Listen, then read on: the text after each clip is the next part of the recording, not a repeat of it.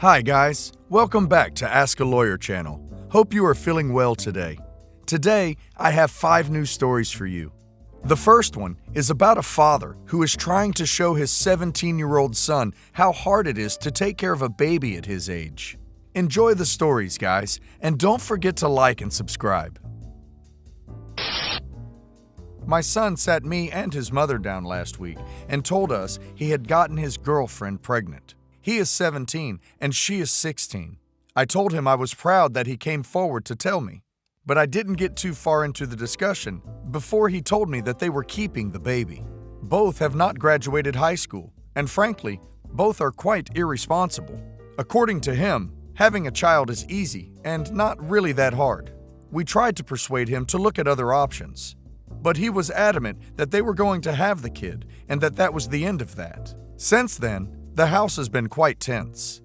Any talk of the situation is immediately shut down, and my son refuses to see what we are attempting to show him. I have decided to teach him that kids are more difficult than he initially thinks. Since my son told us they were pregnant, I have done the following. I wake him up twice a night, 2 hours apart after he has fallen asleep. I open the door, scream as loud as I can until I know he is awake, and I shut the door. I've done this 5 nights in a row. I purchased a sack of flour for him and dressed it in a diaper. I have made him change the diaper every 2 hours, and if he doesn't, I shut off the internet until he changes it. I will sometimes smear Nutella in the diaper for added effect and mess. While playing one of his games, I told him his baby wanted to be held. Giving me a truly ass-eating grin, he told me that he has no issue playing his game and holding the baby. I placed the sack of flour in his arms and he continued to play basically one-handed. While he was doing this, I went to the kitchen, grabbed a small cup of applesauce, and splashed it on his shoulder while he was playing. I told him that his baby spit up and he might want to pause his game to take care of that. I have not allowed him to go to the movies or hang out with his friends at their house. When he presses me for a reason, I tell him, "You don't have a babysitter. You can go if you take your sack of flour with you." He has not gone anywhere in a week. Yesterday, I did my best pratfall in front of his friends who were over, and then wailed and cried until he came over and started talking to me. I told him babies demand attention, and he will have to get used to this. This was the last straw for him. After his friends left, he accused me of being an a-hole and for being ridiculous with the wants and needs of a baby. He told me I am being completely unrealistic. I reminded him that he himself was an incredibly fussy baby, and everything I have done so far, he has done to me in the past. His mother tells me I am being an a-hole and to let him make his own decisions. But I don't want my 17-year-old shackled to a baby when neither of them are ready for this. If anything, I want him to realize how hard this is going to be, and at least look at options. Tell me the truth. Am I being too much of an a-hole here? I don't think OP is an a-hole. He is just trying to open his son's eyes. Looks like OP's son doesn't want to listen, so OP is trying to show him. He needs to know how hard this is going to be. But I think OP should try to show some positive aspects as well. But in the end, it's his son's choice, I guess. My brother Howard, 32 male, and I, 24 female, are renting a house from our father. Originally, it was just me and a cousin, but Howard moved in when she left. Howard and his wife, Janice, have 2 kids. My niece, 5 female, and nephew, 2 male. Spend half of the week with one parent and half of the week with the other. Howard has them from Friday to Monday morning. The current problem. I have tried to talk to my brother about his expectations of help, and that I find them unreasonable. I am not the second parent in the household. I view us as living together, as roommates. Not really a family unit. I am here until I finish school and can move out on my own. He wants to go to the gym or go out with friends, but the times he wants to go are during my only free time. I feel like I shouldn't be asked to give up my free time when babysitters are available for that kind of thing. He is just too cheap to hire one. His argument that he would do the same for me is empty. I don't plan to have kids. He has insulted me for not dropping everything to watch his kids, calling me selfish and shallow for not helping him out. Howard says I have an issue with my sister not helping because we live together, and we should, as a family, be willing to help when need be. I feel like she has done very little to help with the kids. She makes her own meals, but she doesn't offer to make meals for the kids. She is not home much, but when she is, she will order something small to the house and not ask if I want anything. I will give her money. When I ask her to help me get the kids ready for something, she tells me no. We have gotten into arguments because she will see I am trying to get the kids ready and she just leaves, without even asking if I am okay. I need to get away from the kids sometimes. I have asked her to watch the kids while I get milk from the store. She says she will pick up the milk for me. When I tell her I need a minute alone, she says the offer is I get the milk or nothing.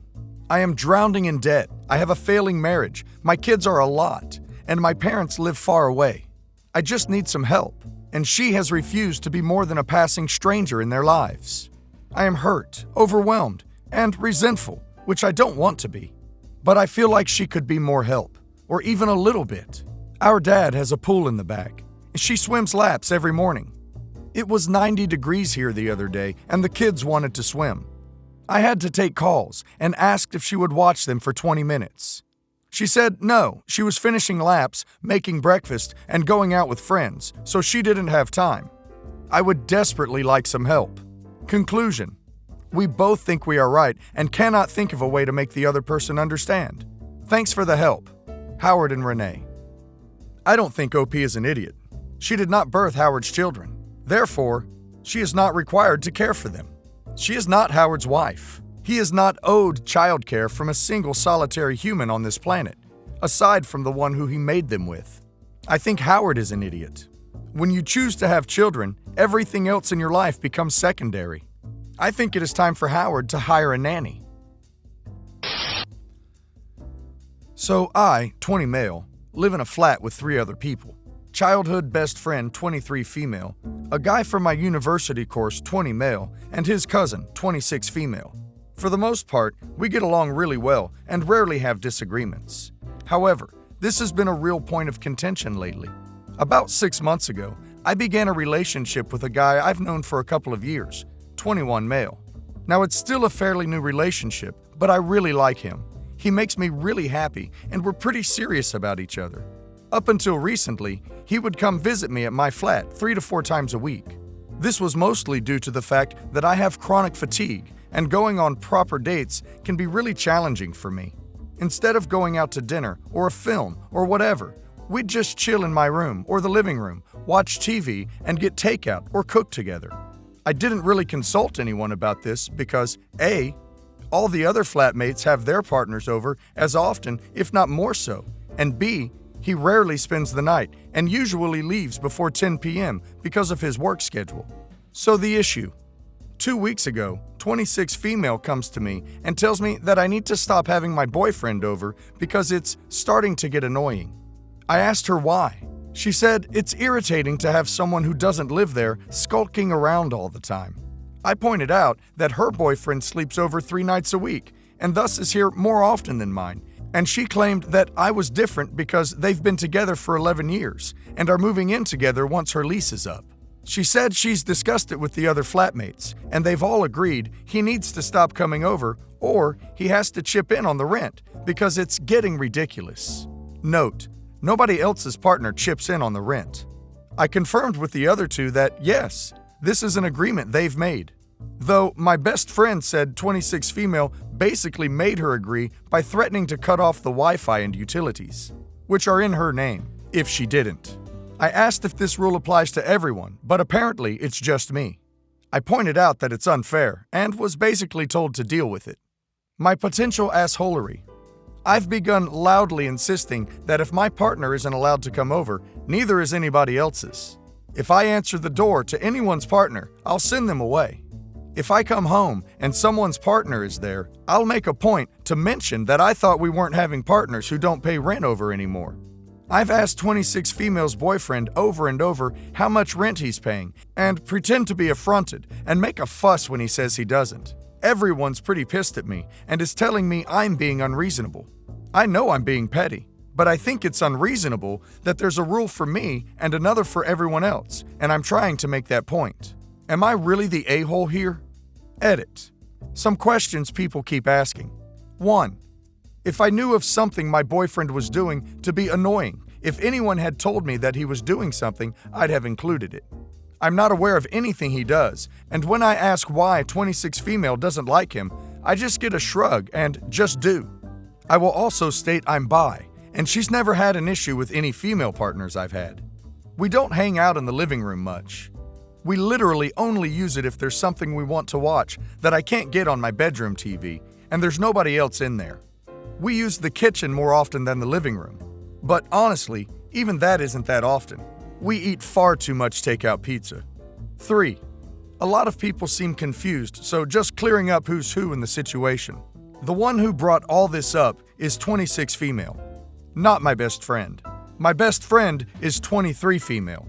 Not to get too much into a tangent, but basically, just over a year ago, I was moving out of halls at university, and 23 female was looking for a new place, so we decided to move in together. At the same time, a dude from my course, 20 male, was looking for a flat share.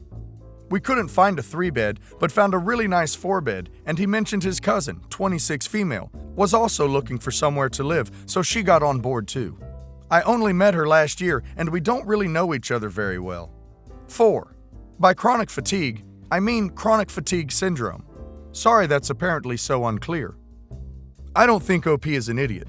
If his roommates don't want OP's partner there, then his roommates shouldn't be allowed to have their partners over. I have nothing to add, to be honest. I, 36 female, bought a rural property in 2016. This property has a very large yard and a long driveway. I also travel a fair bit for work. I was looking for a service to handle shoveling my driveway in the winter and handle mowing my lawn in the spring, summer, and fall. Mostly because I'm gone a lot, but also because I just don't want to deal with it. I was talking to my neighbor R, who said his son A, 14 male, was a hard worker and wanted to make some extra cash, as he was saving for college. So A and I came to an agreement. Every weekend, he would mow my front and backyard, and I would pay him $40. In the winter, whenever it snowed, he would come by and plow my driveway. Firm $40 a week, whether or not it snowed.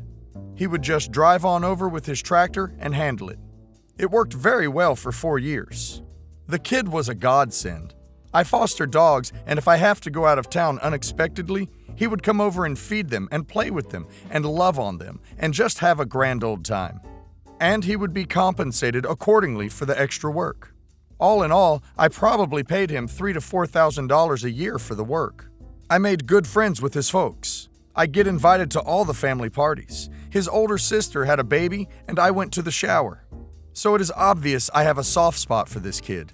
Knowing that he was working so hard to try to afford to go to school, every time I paid him, I would also set aside the same amount and put it into an envelope. I was invited to a socially distanced graduation party earlier this month.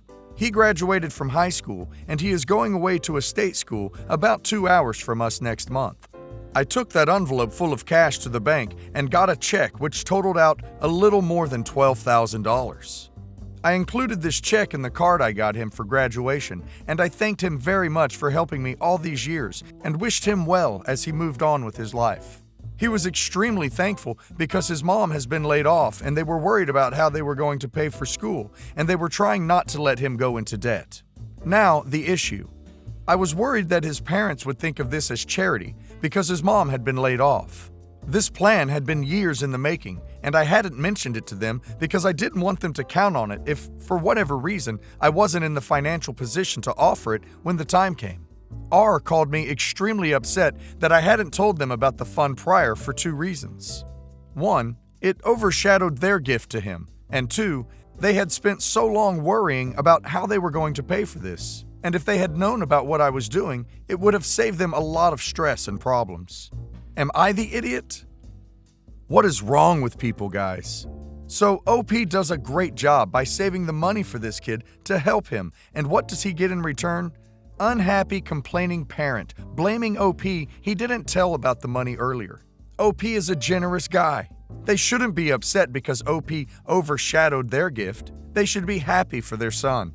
As for saving them the stress, It would have been more cruel to promise what you could not guarantee. Myself and my boyfriend Mike are expecting our first baby.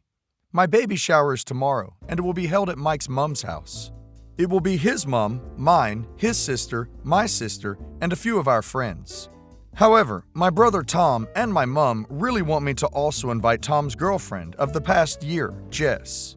I don't have a problem with this, as Jess is a nice person who I get along really well with. However, there is one issue that may come up at Mike's mom's place. Jess is a very glamorous person, and I'd go so far as to call her fashion conscious. She is always immaculately dressed, and in particular is a huge shoe fan. She loves her heels and wears them constantly. She claims that she doesn't feel like herself when she's not wearing them and doesn't actually own any flat shoes. She wears her heels at home, and nobody minds when she keeps them on at Tom's place or at my parents'. Mike's parents have flooring that would be damaged by walking around on it in stiletto heels, the kind Jess likes. She could switch to wedges, but either way, they have a pretty firm shoes off at the door rule. I told Jess this when I texted her to invite her, but the response I got was, "I'm not walking around barefoot." I tried to reason with her, but she hasn't responded to my texts. Tom has been pestering me, begging me to make an exception for Jess, saying that her shoes are part of her style, which is part of who she is, and that it's not fair for me to tell her to walk around without them. At the end of the day, I'm following Mike's parents' rules, which they made for good reason. Maybe I was a little too harsh, but if they've stated they don't want someone walking around their home in heels, then who am I to allow that? It's not like Jess needs her heels to walk. If she wants to come, which I've been told she does, then surely she can manage without her heels for a few hours. I've said this to Tom, but he still thinks I'm being unreasonable. Update. I called Jess and we had a long chat over the phone. I explained that if it were up to me, I would let her keep her heels on, but it isn't, so I couldn't. She said that she doesn't enjoy taking her heels off and has trouble feeling confident when walking around without them. I understood this and said that while she was welcome to come, she didn't have to if being without heels would make her feel uncomfortable. Luckily, she said that she really was hoping to come and so was willing to go barefoot if it meant that she could take part. Just to be certain, I asked if she was sure she didn't mind being barefoot for a few hours, and she said she didn't. I don't think OP is an idiot at all. If their place is shoes off, it's selfish and entitled of her to demand that she be the one person who gets to soil their floors. Also, I think OP shouldn't be the one talking to her. If OP's family wants that girl there, they should be dealing with her high heel issues, but not OP being pregnant.